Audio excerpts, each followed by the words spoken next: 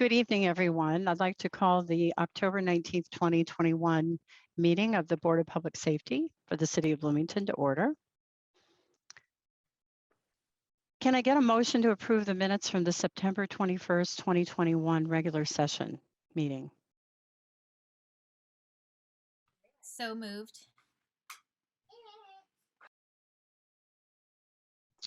Could I ask a question on that, Chris? I don't believe I was here. Am I right about that? I mean, the minutes. That's So whether or not you have attended does not impact whether you can move and second to approve. You can still approve the minutes. Oh, I can. Then I second. Is there any discussion? Not from me. Hearing none, will Nicole please call the roll? All right, Kim, Yes. Shruti, Yes. Luis, Yes. That motion carries. All right, we're going to go right to Police Department business. Okay, we'll start out with some statistics. For the month of September, we had 4,311 calls. The pie graph below that gives the breakdown as far as the types of calls, more of the nuisance type calls for service. We going a couple of pages then. There was really nothing of significance in any of the other areas. I did want to point out, probably about 5 pages back, it looks like our adult arrests was exactly the same from September of last year at 138. Juvenile referrals were only down by 2. Domestic violence cases on the next page were down to 33 from 44 in September last year. And again, they were even down a little bit from the August statistic. If you look at the UCR hate crimes, September did end a reporting period, but they must not be tabulated yet because that space is blank. So we hope to be able to report those next month, which brings us to more of the narrative type page. Crime trends, major cases, 3 accidental firearms discharges within a month. That is somewhat atypical, mostly in apartment complexes and that type of thing. I believe one of them actually resulted in some type of injury to a hand. What's interesting is that many times people are somewhat deceptive with us about what actually took place, but eventually they admit to us that yes, they were mishandling their own firearm and it discharged. Something that was quite disturbing was that there was a juvenile found with a firearm on school grounds. We dealt with that. And then if anyone recalls, even just last week, there was yet another weapons type call at one of the schools. And thankfully that turned out not to be a real firearm. So we can be thankful for that. But again, and then you drop down to the next one, about 4 shots fired cases in September. You know, we obviously still continue to have concerns about our weapons related offenses. And I think we began talking about this last year, maybe even the year prior, but we don't seem to be getting much relief in that area. And that is disconcerting. Training, 1,030 hours. You can see the highlights there. We had the mandatory emergency vehicle operations, 2 hours for all of our officers. With only 74 officers, though, it looks like there will be some that'll have to do a makeup. We had 3 officers go to edged weapons training course, hostage negotiation seminar. That was a regional seminar. 9 of our officers attended that. And then CERT went to training for a week at Muscatatuck Training Center. And then monthly civil disturbance unit training, as well as probably K9 and that type of thing as well. Just your monthly, pretty typical monthly training. Community engagement events, we had 8 for just a little over 37.5 hours. 17 BPD personnel were involved. Just a slight variation on that. I used to have in that category BPD officers, but obviously we are having more of our civilian personnel be involved in those, which is great for us, which would include not only the social workers, but the community service specialists and that type of thing. So this category now is all inclusive of all BPD personnel, not just sworn officers. We had the community service specialists attend a Blooming neighborhood celebration. We've had 3 meetings of the Citizens Police Academy, which I understand is going very, very well. I think they're up around 20 to 25 people for that. And that's pretty good because usually we would start off with 20 to 25 and it would drop sometimes down to 15 or below as people had other commitments or just dropped off because they didn't find it interesting. But as I understand it, it's a very good group that asks a lot of good questions, which our folks are very happy to answer for them. We also did the city's Citizens Academy that they hold because they do it for all departments within the city. And obviously police contributes to that for our portion. Training for Middle Way House volunteers, and then a tug of war at Crestmont Park. And that's just one of the fun things.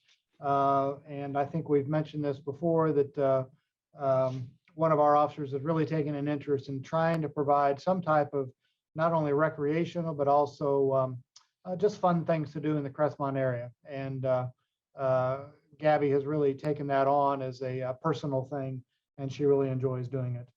So who won? That I don't know. And because it's not listed, maybe we have no bragging rights. I'm not sure. Okay. Upcoming events, Monroe County United Ministries Resource Fair. We will continue with our weekly meetings of Citizens Police Academy. Keep in mind that that's an 11-week program that ends usually right around Thanksgiving. So we're getting closer to the tail end of that. And then Meadowwood Retirement Community Visit to BPD for the Trunk or Treat event. Police social worker, total number of referrals was 48. Contacts was 384. And Melissa noted that this is the highest caseload and most interactions to date for the program. So that program continues to have great success. And then you can see the summary of what Melissa calls wins. And that is that I seem to have lost myself here. Melissa indicates that they worked with New Leaf, New Life to provide jackets and blankets to a couple experiencing homelessness, assisted a client with completing his Habitat for Humanity application, and provided psychoeducation resources for an elderly client dealing with financial fraud. Community service specialist, total calls for service 414. And then you can see the breakdown of the different types of events that they go to. And that would be it for statistics and training. All righty. Letters of appreciation, accommodation. We had one, thank you to Nicole, who happened to be taking a lunch break and saw a couple of our officers at work up at around 17th and Kinzer, I believe. And she was very complimentary about their performance and the manner in which they conducted themselves. So when I informed her when I was sending the information over that we had no letters for the month, and that would be true for September, but she says, oh, no, I plan to write one because of what I observed. So because of that, even though it happened in October, the timeliness of it, I'm including with what we typically only report on for September statistics. So thank you, Nicole, for taking the time to acknowledge the positive performance of our officers. We very much appreciate it. And they have been notified as well. So thank you. All right, general business. General business, I think we've mentioned this before as far as an upcoming event, but tomorrow will be day 3 and the final day of the National Police Social Worker Conference. Ryan and I have both been over there along with the chief, and Scott Oldham presented as well. But that room, I tell you, even though these are some of the nicer days that we've had this fall, everyone continues to be engaged, and it seems like everyone has stayed in the building rather than going out and deciding to take a walk and explore Bloomington during the time of the conference. So I'm very encouraged by all of the questions and the interest that people have in this. I think at this point, I would have to say that it's a great success, and we hope that we can continue to build on it. So it's just going very, very well. So I mean, it's a Wonderful. great opportunity for us to brag about what we do at our department. I'm very proud of the presenters that we've had representing the department, telling everybody else about what they do. And it's just, it's a great opportunity for Bloomington PD to show that we're on the forefront of change and hoping that everybody grabs the coattails and comes along with us. So it's going very, very well. And that's about all the general business that I can think of at this point. Obviously, it's budget season. That is an ongoing thing, and we will certainly take what we get. So we'll leave it at that. Okay, great. Any big purchases we should be aware of to look for? I believe Scott said that we have 13 cars that I believe have come in. So I don't know what the billing cycle would be for that. I know that we've already presented to you the equipment that goes in those cars. But now the cars have arrived, so a rather hefty bill may be showing up at some point for those. All righty. Moving on to personnel issues and conditional offers of employment. I'll let Ryan touch on the personnel issues regarding current numbers and the status of hiring processes. But I will say that at this point, we have 2 on light duty. One, I believe, will be going on an extended FMLA. And I believe we have another one that is scheduled for some type of a surgery on October 27th. So, we continue to play quite a balancing game with our personnel issues, not only with, illness and planned surgeries and life events that keep people away from work, but we will continue to manage what resources we have. Ryan? Sure. Right now, current staffing at the agency is 89. So we are down, obviously. That includes 6 that are in our field training program. We don't have anyone at the academy right now. We did have 4 officers graduate recently and come back. They're now starting the field training program. So when you take those out, along with the, I believe, approximately 5 that Joe spoke of, that dips us down below that 80 mark as far as usable staffing right now. I do have 5 candidates that I've sent the board a memo on seeking approval for conditional offers. So if you have any questions about any of those candidates, I'll be happy to answer them to the best of my ability. These candidates have already been through the physical and written testing portions of the process, as well as the formal interview and a background investigation, and their truth test, or I'm sorry, voice stress analysis tests are scheduled for this week. I will have those results by Friday. So don't anticipate any problems with that. Our backgrounds are very extensive and thorough. So that's just another step we take to ensure accuracy of the information provided to us. But at this point, I'm just seeking the board's approval to offer conditional employment to these 5 individuals pending successful completion of the remaining steps. Thank you. Before we start with that, I wanted to ask, is the voice control testing a new process? I don't remember that. No, before. we've done voice stress analysis testing now for, gosh, Joe, help me out, maybe. I'm guessing about 5 years, maybe. I was Oh, going to really? say that. Yeah. 5 to 6 years, yes. Okay, good to know. Luis, did you have a question? Yeah, I wanted to ask about Captain Pettiga, you said we have 89 officers on duty at the moment minus the 5 and 4. Is that what I understood you to say? The 5 that you mentioned separately, and then the 4 that are not in active duty. Is that what I understood you to say? 89 minus 9? It would actually be, I'm sorry, Joe, you might be able to chime in. You said approximately 5 that are out on either sick or extended leave, including some military. Yeah, military, I didn't count in there, but We've got 2 out on extended military right now. yeah, so and- add another 3 to that probably for, long-term illness or light duty, I would say. So that would be 5. And then there we have 6 in our field training program right now. So they are not able to function as a solo patrol officer. So they're constantly assigned with a field training officer. So yeah, I would think that would take our number down to somewhere in that 78, 79 range. And the 5 today would not be added either. I mean, they would be to the 89, but not, they can't go on their own for, how long roughly for them to be on the field?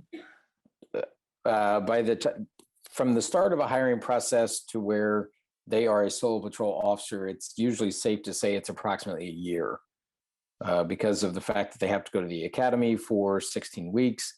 And then with our field training program and the way the hiring process is, it takes quite some time. So if they have not been to the academy yet, if they are not already a certified officer, it's approximately 1 year before they actually provide manpower, I guess, assistance, or can help the shifts out and function as a solo patrol officer. There is one of the candidates that I'm seeking the board's approval of this evening that is a certified officer from the Indiana University Police Department. So he would not need to attend the academy, but he would still have to complete our entire field training program, which is usually approximately 18 to 20 weeks in length.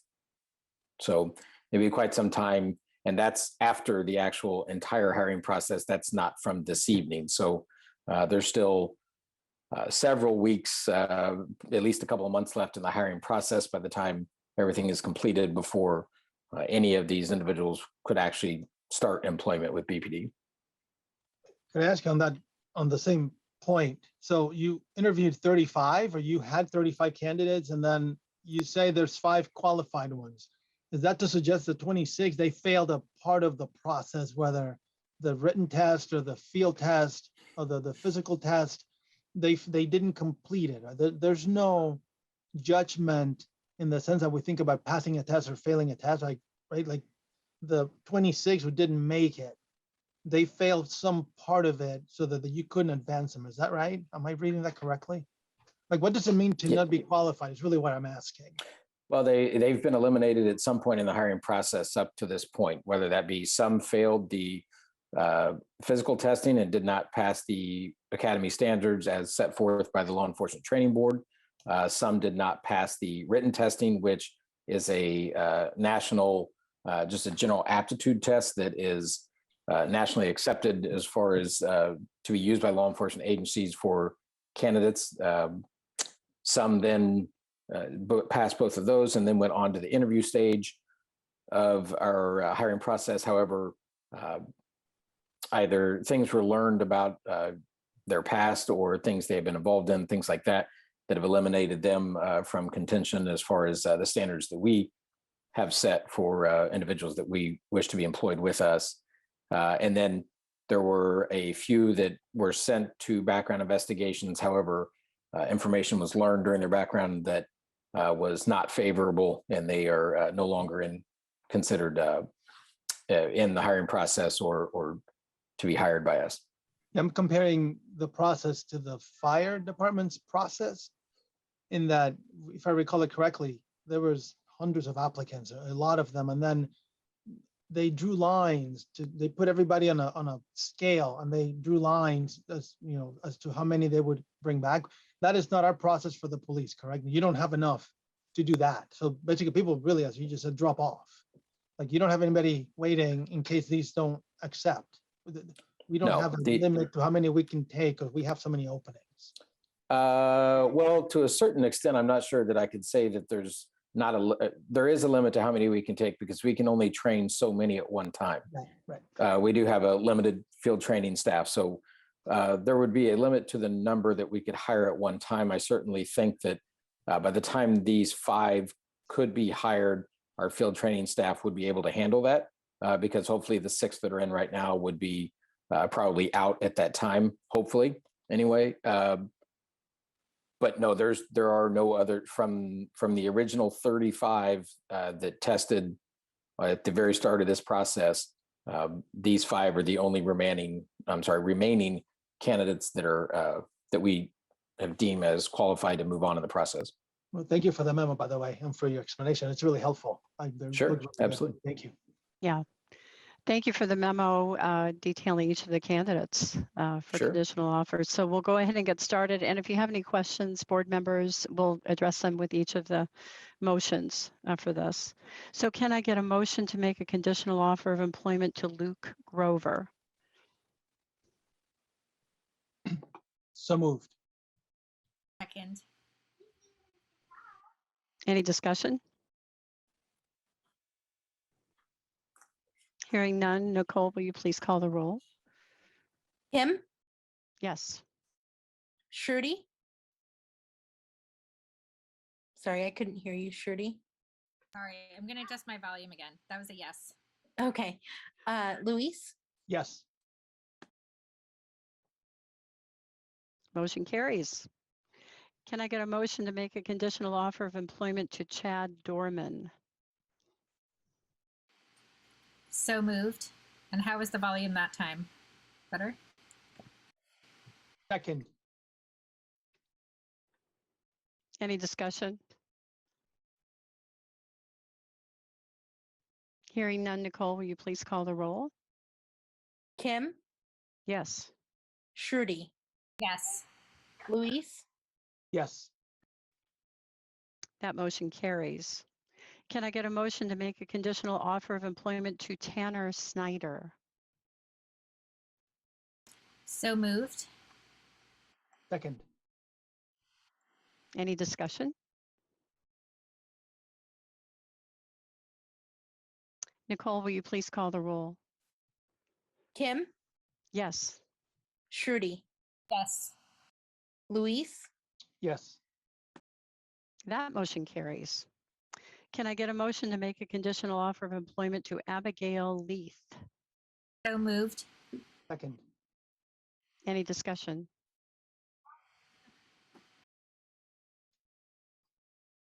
Hearing none. Nicole, will you please call the roll? Kim, Yes. Shruti, Yes. Luis. Yes. The motion carries. Can I get a motion to make a conditional offer of employment to Grant Peterson? So moved. Second. Any discussion? Nicole, will you please call the roll? Kim, Yes. Shruti, Yes. Luis. Yes. Motion carries. Thank you. So we're going to move on to fire department business.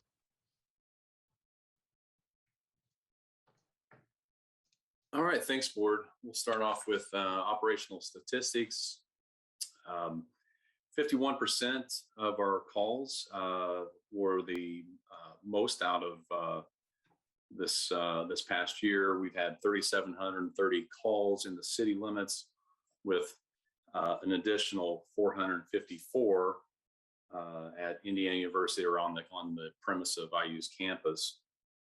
We are on a record pace, as I mentioned another time, approximately 1,000 calls. We look to be up 1,000 calls from last year in 2020. We're on pace for about 5,500 calls for this year. Out of those 454 calls to Indiana University, 63% of those were fire rescue or EMS. Both areas are trending upward at the city and then also in the Indiana University concrete campus limits. Response time goals. We are at 62% of our calls within 4 minutes. Before the flood in June, I believe we were in the mid to high 80s for that percentile. This is likely due to a couple things. One is obviously the displaced station and crews that we've had to displace for operational reasons, and also to accommodate large ladder trucks and also crew size. So we're doing the best we can in that respect. And then also we have construction and a pretty good amount of traffic for our big rigs running around as well. So those are likely the two culprits for that. We are 96% within 8 minutes, so right on pace for our goals there. 98% of the time is what we strive for. So we look for those to go up, sometime in the future when we have some better direction. So with those displaced crews, our prevention and public engagement statistics for September trending upward. We're starting to get out actively in the public and do a lot more engaging, especially since the nice weather and we can be outside. So that's nice to see. We do have our social media engagement is trending upward as well. Training statistics for the month of September.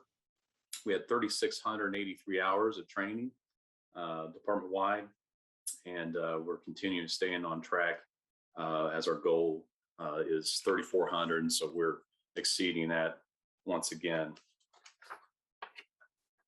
That's that for statistics. All righty. Any letters of appreciation and a commendation? I am sure we have plenty of letters of appreciation, but I don't have any in my packet. Okay. So. And any general business? Yeah, so October is, we had Fire Prevention Week. October is historically a month for fire prevention and education in the community. So our crews are out actively engaging in that manner to the public. We have a community coat drive that we're using the headquarters that was flooded. So we're going to use that facility in the bay for this weekend to do a community coat drive and try to help out as much as we can with the community for that. And then we had, we were awarded Insurance Service Office Award of ISO 1. It is, we are the fourth, essentially the fourth in the state outside, I believe, of Marion County. We were the first city to have this honor, this award in the state of Indiana. I did hear that South Bend may have attained that same rating as well. So we're very proud of that. Our folks worked very, very hard, and we had a lot of support from the community and also city administration and city council. So we're happy. Big achievement. Yeah. That's all I have for And general. we received the presentation, the ISO presentation, so that was good. Yeah, and Background. we had that Friday at Switchyard Park, so it was very nice. The ISO representative came down and explained to our folks exactly, what that award means and what an honor it is for our department, so and community. All right. Any purchases we should be aware of coming up? Yeah, we have several that are in the works. We have a Station 5 remodel of the kitchen. That kitchen is the same kitchen we had in 1985. The cabinets as well. We are very happy to be able to have that funding to go forward with that, and as well as the folks that make that their home every third day at Station 5.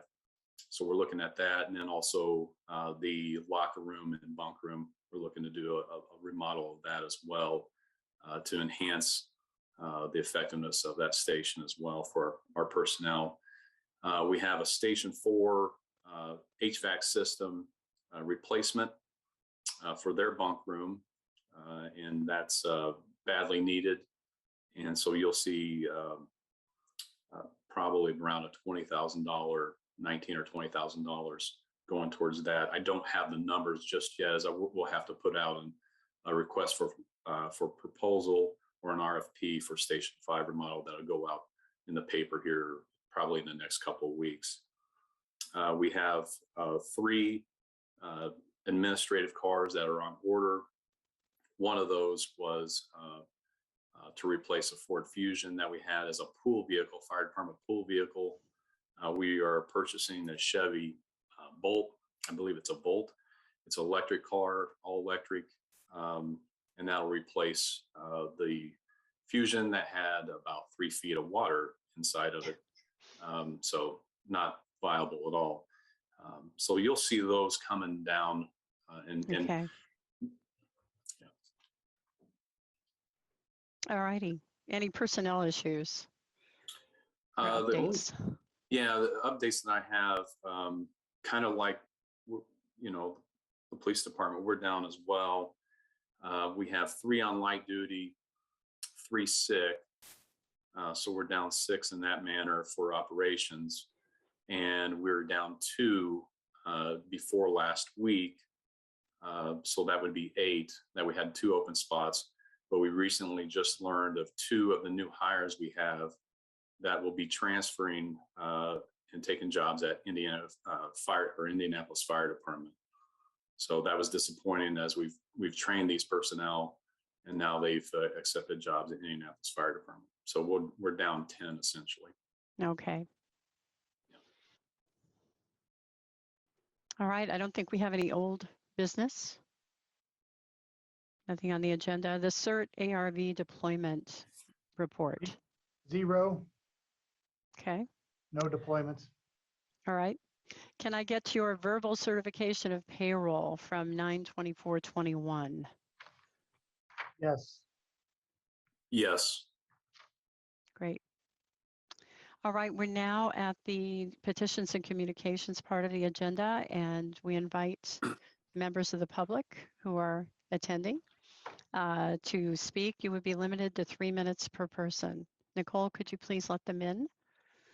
Or release their microphones, I guess I should say. Yes, so the instructions are to use the raise your hand function or indicate so Okay. in the chat.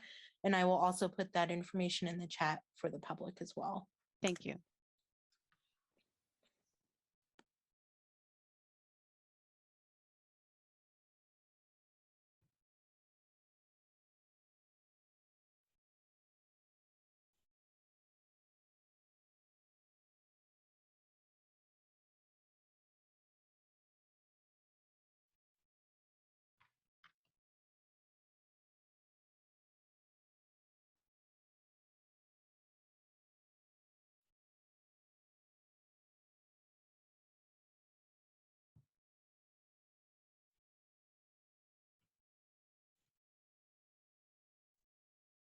All right, well, it doesn't appear that we have anyone who would like to speak at the meeting tonight. With that, do I have a motion to adjourn? So moved. Second. We are adjourned. Thank you, everyone. Have a great evening. Thank you. You Thank too. you. Thanks, everybody. To everyone.